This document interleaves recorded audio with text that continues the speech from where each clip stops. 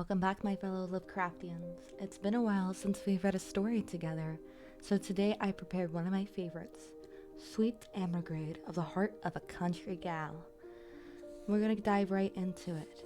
Chapter 1, A Simple Rustic Maid. I know what you're thinking, not a simple Argonian maid. Emengarde Stubbs was the beauteous blonde daughter of Hiram Stubbs, a poor but honest farmer bootlegger of Hogton. Her name was originally Ethel Emengarde, but her father persuaded her to drop the phenomenon in the passage of the 18th Amendment, averting them by thirsty by remaining him of ethyl alcohol, C2H3OH. His own products contain mostly methanol or wood alcohol, CH3OH. Emengarde confessed to the 16 summers and branded as medias all reports to the effect that she was 30. She had large, black eyes, a prominent Roman nose, light hair which was never dark at the roots except when the local drugstore was short on supplies, and a beautiful but inexpensive complexion. She was about 5 foot 33 tall and weighed 115.47 pounds on her father's coffee scales. Also off them, and was adjusted most lovely by all the village swains who admired her father's farm and liked his liquid crops. Emengarde's hand was sought in matrimony by two ardent lovers. Squire Hardman, who had a mortgage of the old home, was very rich and elderly. He was dark and crudely handsome, and always rode horseback and carried a riding crop. Long had he sought the radiant Emengarde, and now his ardor was fanned to fever heat by a secret known to him alone. For upon the humble acres of Farm Stubbs he had discovered a vein of rich gold. Ha! He said, I will win the maiden's heir. Her parent knows of unexpected wealth, and join to my fortune a greater fortune still. And so he began to call twice a week instead of once before.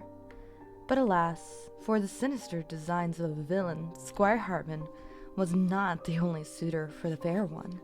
Close by the village dwelled another, the handsome Jack Manley, whose curly yellow hair had won sweet Emengarde's affection. Oh, that handsome Jack Manley. Affections were toddling youngsters of the village school.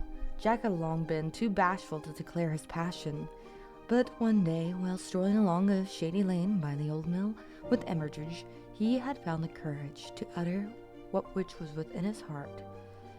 O light of my life, said he, my soul is so overburdened that I must speak. Emengarde, my ideal, he pronounced it Idel. Life had become an empty thing without you. Beloved of my spirit, behold a suppliant kneeling in the dust before there. Emengarde, oh Emengarde, raise me to the heavens of joy. And say that you will someday be mine. It is true that I am poor. I have no youth, no strength to fight my way to fame. This I can only do for you, my dear Ethel. Pardon me, Emengarde, my most precious. But here he paused to wipe his eyes and mop his brow, and the fair responded, Jack, my angel, at last. I mean, this is so unexpected, but quite unpredicted.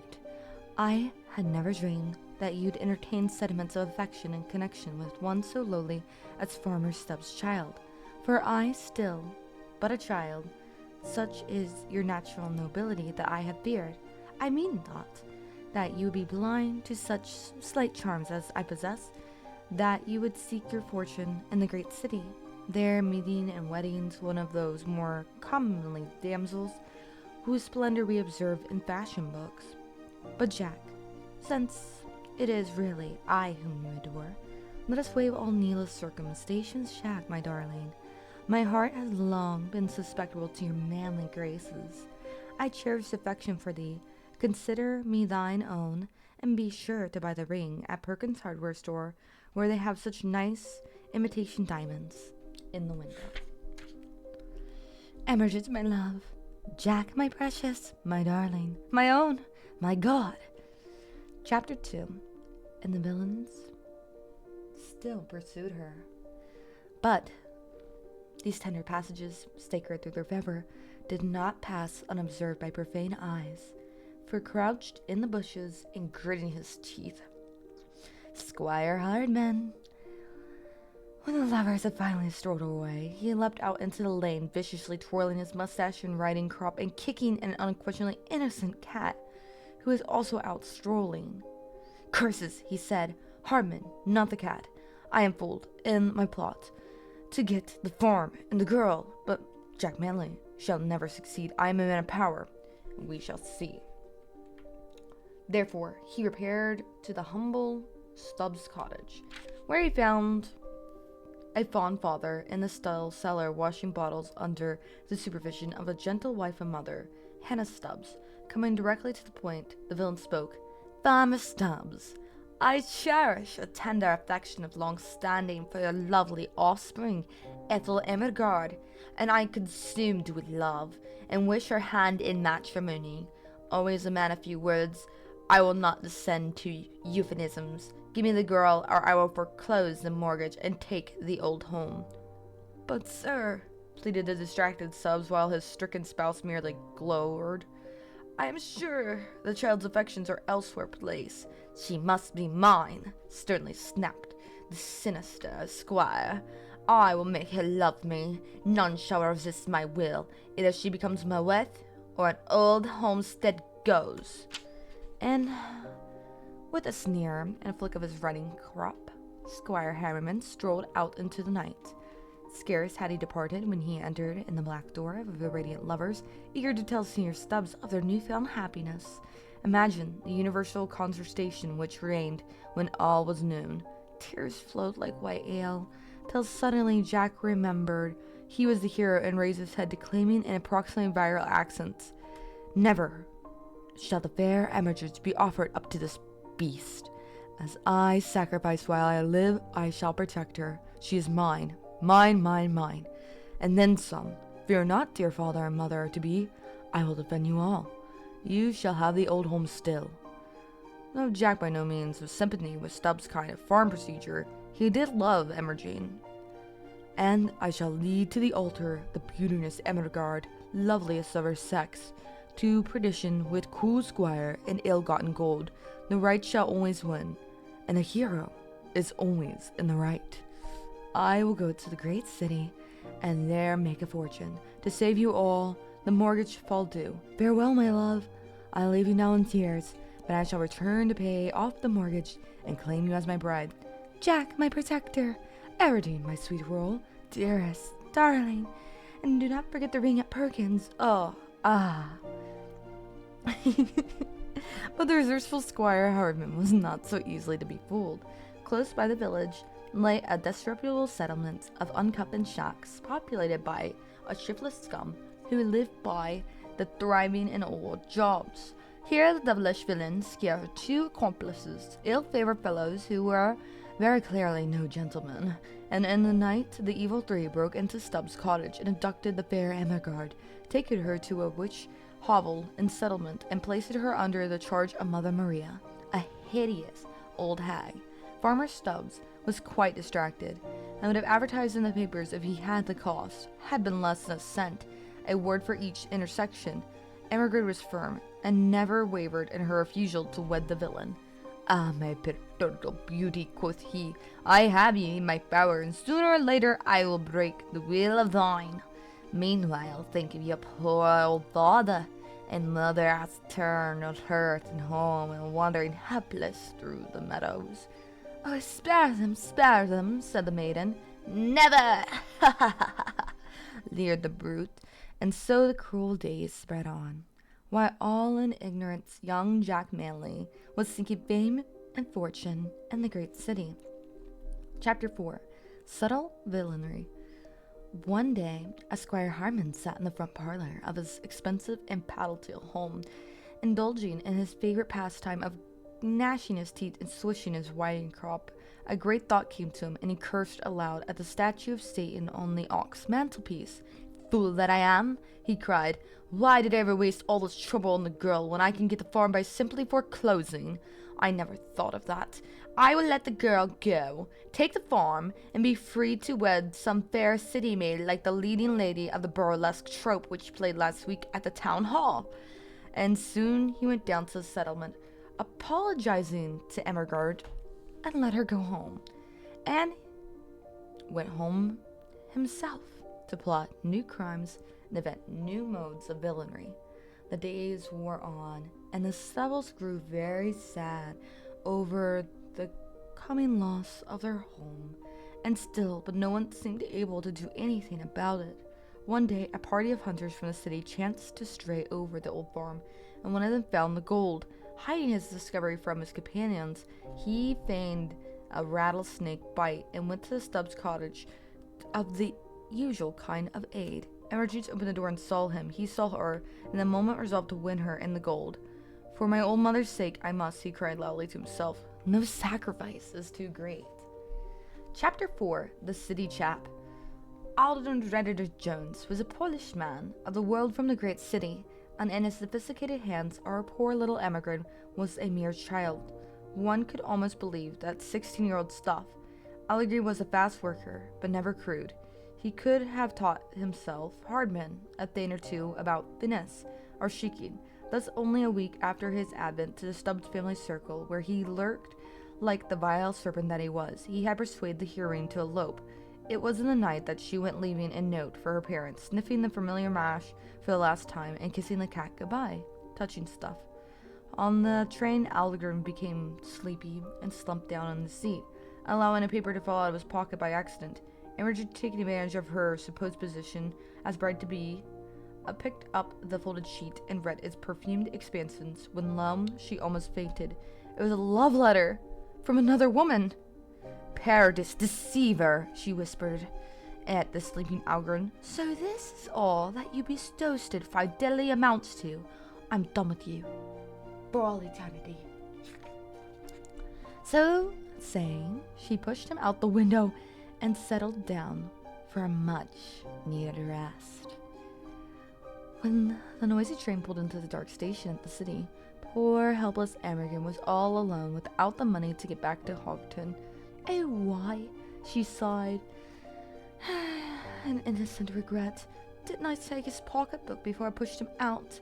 Oh well, I should worry. He told me all about the city, so I can easily earn enough to get home, if not to pay off the mortgage. But alas for our little heroine. Work is not easy for a greenhorn to secure. So, for a week, she was forced to sleep on park benches and obtain food from the bread line. Once a wily and wicked person perceived her helplessness, offered her a position as dishwasher in a fashionable and depraved caravan. But our heroine was true to her rustic ideals, refused to work in such a gilded and glittery place of frivolity, especially since she was offered only $3 per day, with meals but no board. She tried to look up Jack Manley, her one-time lover, but he was nowhere to be found. Perchance, too, he would not have known her, for in her poverty she had preference become a brunette again, and Jack had not beheld her in this state since school days. One day she found a neat but costly purse in the park, and after seeing it there was not much in it, took it to the rich lady whose card proclaimed her ownership. Delighted beyond words at the honesty and forlorn waif of the aristocrat, Miss Van Itty adopted Emmergine to replace the little one who had been stolen from her so many years ago.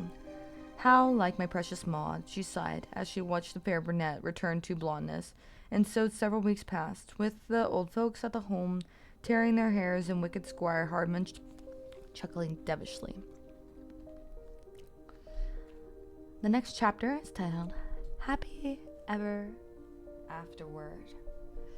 One day, the wealthy heiress, Emergine S. Van Itty, hired a second assistant chauffeur. Struck by something familiar in his face, she looked again and gasped. Lo, it was no other than the perfidious Algren Reynolds Jones, whom she had pushed from a car window on that fateful day. He had survived. This much was almost immediately evident. Also, he had wed the other woman, who had run away with the milkman and all the money in the house. Now, wholly humbled, he asked forgiveness. on our heroine and confided to her that the whole tale of the gold of her father's farm. Moved beyond words, she raised his salary $1 a month and resolved to gratify at last that always unquenchable anxiety to relieve the worry of the old folks. So one bright day, Emergence motored back to the Hogton and arrived at the farm as Squire Hardman was foreclosing the mortgage and ordering the old folks out. "Stay, villain," she cried, flashing a colossal roll of bills. "You are foiled at last. Here is your money. Now go, and never darken our humble door again." Then followed a joyous reunion, whilst the squish twisted his mustache and riding crop in bafflement and dismay. But hark, what is this? Footsteps down and the old gravel walk, and who should appear but our hero, Jack Manley, worn and seedy but radiant face, seeking at once the downcast villain. He said, "Squire, lend me a tent spot, will you? I have just come back from the city with my beauteous bride, the fair Bridget Coldstein, and need something to start things on the old farm." Then turning to Stubbs, he apologized for his inability to pay off the mortgage as agreed. "Don't mention it," said Imogen. "Prosperity has come to us, and I will consider it sufficient payment if you will forget forever the foolish fancies of our childhood." All this time, Mrs. Van Itty had been sitting in the motor, waiting for Imogen, but as she lazily eyed the sharp face of Hannah Stubbs, a vague memory started from the back of her brain. Then it all came to her, and she shrieked accusingly at the aggressive Martin. You, Hannah Smith! I know you now. 28 years ago, you were my baby Maud's nurse and stole her from the cradle. Where? Oh, where is my child?" Then a thought came as lightning in the murky sky. "Imogen, you say she is your daughter? She is mine. Fate has restored her to my old child babe, my tiny Maudie. Imogen, Maudie, come to your mother in loving arms." But Imogen was doing some tall thinking. How could she get away with the 16-year-old stuff if she had been stolen 28 years ago? And if she was not Stubbs' daughter, the gold would never be hers. Mr. Van Itty was rich, but Squire Hardman was richer. So approaching the dejected villain, she inflicted upon one last terrible punishment. "Squire dear," she murmured, "I've reconsidered all. I love you and your naive strength. Marry me at once, or I will have you prosecuted for the kidnapping last year. Foreclose your mortgage and enjoy with me the gold your cleverness discovered. Come, dear." And the poor dub did.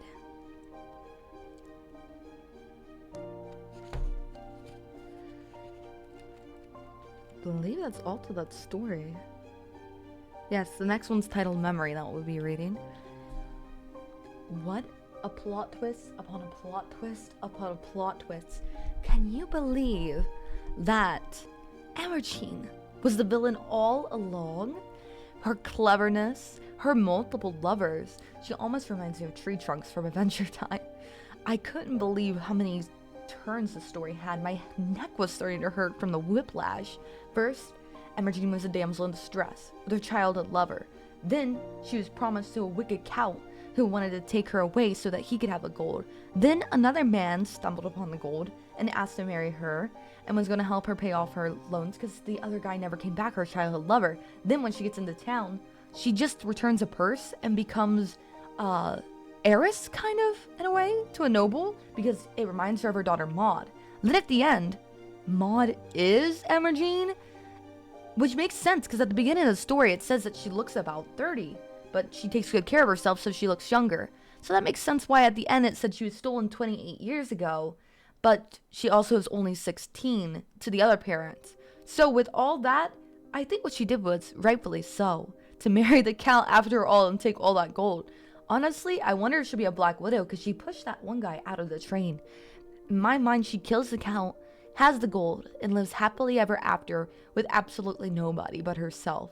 I love that she discovered self-love too and wants to get rid of her childish youth. She's definitely an interesting character overall. I definitely enjoy the thoughts and plots behind this story and would love to hear your thoughts and ideas as well. Be sure to like, comment, and subscribe, and stay away from Black Widows if you can. Until next time, bye-bye.